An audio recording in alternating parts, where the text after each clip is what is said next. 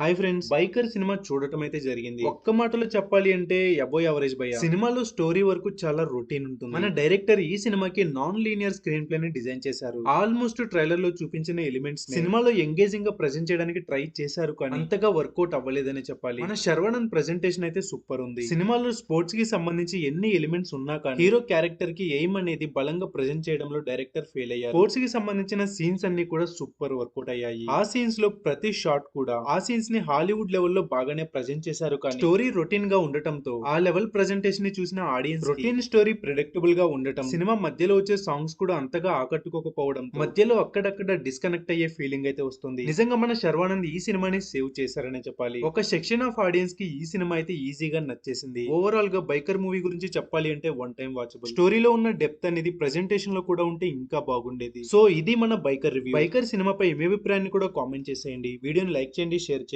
ఇలాంటి మరెన్నో ఎంటర్టైన్మెంట్ వీడియోల కోసం ఛానల్ ని సబ్స్క్రైబ్ చేసి పక్కనే ఉన్న బెల్ ఐకాన్ ని కూడా కొట్టండి.